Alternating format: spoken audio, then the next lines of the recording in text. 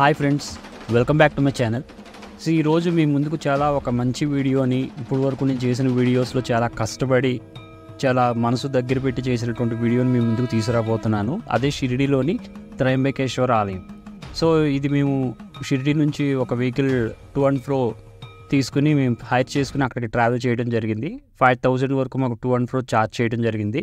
మొత్తం మీద మీకు రానుపోను ఒక 240 కిలోమీటర్ల వరకు మీకు డిస్టెన్స్ ఉంటుంది.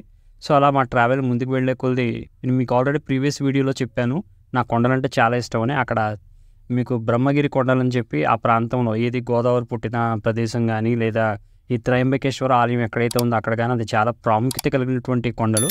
అక్కడ చూసారు మీకు లింగాకారంలో ఉంది ఒక కొండ ప్రత్యేకించి. సో అది చాలా చూడడానికి మనకి చాలా ఆహ్లాదంగా అనిపిస్తుంది. ఆ ప్రకృతి అందాలు కూడా చాలా అద్భుతంగా ఉంటాయి. రాను మనం ముందు వీడియోలో వాటన్నిటి గురించి కూడా మాట్లాడుకుందాం. సో అలా మేము చివరిగా ఆ త్రయంబకేశ్వర ఆలయానికి రీచ్ అవ్వడం జరిగింది. అక్కడ మీకు మనం వెళ్తూ ఉంటే ఆ గోపురం మనకు కనబడుతుంది. దాని ఆర్కిటెక్చర్ కానీ అప్పట్లో వాళ్ళు ఉపయోగించిన ఆ నల్లరాయి కానీ చూడడానికి చాలా అందంగా అద్భుతంగా అనిపించింది. ఇది కూడా మీకోసం రికార్డింగ్ కూడా చేశాను. ఆ ఆర్కిటెక్చర్ చూడండి ఎంత బాగుందో. సో ఇది కొత్తగా కట్టినటువంటి కంపార్ట్మెంట్స్ భక్తుల కోసం. తర్వాత అది వెయిట్ చేసేవాళ్ళు ఎవరైనా లైవ్ చూడాలనుకుంటే అక్కడ బోర్డ్స్ కూడా, డిజిటల్ బోర్డ్స్ కూడా, స్క్రీన్స్ కూడా పెట్టారు. వాటిలో కూడా మనం చూడొచ్చు. సో అలా మేము కొంచెం ముందుకెళ్ళే కొద్ది మెయిన్ గర్భగుడిలోకి ఎంటర్ అవ్వడం జరిగింది. సో ఆ ఫిజికల్ ఓరియంటేషన్ అవుట్ సైడ్ నుంచి అది అంతా కూడా నేను రికార్డ్ చేయడం జరిగింది.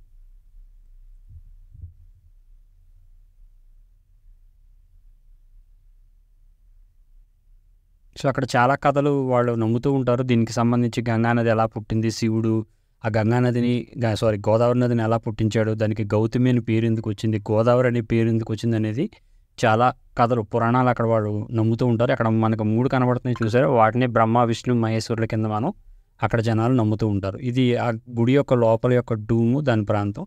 ఆ గుడికి దగ్గరలోనే ఒక కొలను కూడా ఉంది.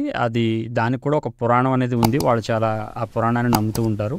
సో మనం ముందు టెంపుల్కి వెళ్ళడానికి ముందు అక్కడ స్నానం చేసి కూడా ఆ టెంపుల్కి వెళ్ళొచ్చు. అక్కడ నమ్మకం ఏంటంటే ఇక్కడ స్నానం చేస్తే కనుక వాళ్ళు చేసిన పాపాలు కానీ ఏమైనా ఉంటే అవన్నీ పోతాయని చెప్పి వాళ్ళు చాలా గట్టిగా నమ్ముతారు.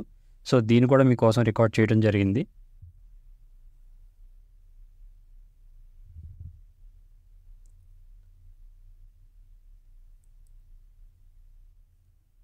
సో ఇంక మనం ఆ టెంపుల్ నుంచి బయటకు వచ్చిన తర్వాత ఒకవేళ గోదావరి పుట్టిన ప్రాంతానికి కనుక మనం వెళ్ళాలి, ఆ కొండకు చేరుకోవాలనుకుంటే మనం ఒక ఆటో కానీ ఏదైనా ప్రైవేట్ వెహికల్ కానీ తీసుకుని వెళ్ళటం మంచిది. ఎందుకంటే రోడ్డు చాలా భయంకరంగా ఉంటుంది. స్టెప్స్ ఎక్కాలి అనుకుంటే కనుక 750 స్టెప్స్ ఎక్కి వెళ్ళొచ్చు. అంతలా మనం పెయిన్ తీసుకోలేము అనుకుంటే కనుక కొంత ట్రావెల్ చేసిన తర్వాత మనం 150 స్టెప్స్ ఎక్కితే సరిపోతుంది. కాబట్టి అది మన ఎనర్జీని బట్టి, మన వైబిలిటీని బట్టి ఆధారపడి ఉంటుంది. సో ఇలా మీరు స్టెప్స్ ఎక్కిన తర్వాత ఆ కొండపై భాగానికి చేరుకుంటారు, గోదావరి పుట్టిన కొండపై భాగానికి. అక్కడ నుంచి వ్యూ కానీ నేచర్ కానీ చూడడానికి అసలు చాలా ఆహ్లాదంగా ఉంది.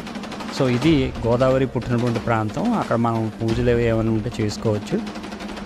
సో పక్కనే గణేష్ విగ్రహం కూడా ఉంది. అలా మా విజిట్ ఎండ్ అయింది. So I request you all of you please like, share and subscribe to give your support to my channel. Thank you for watching.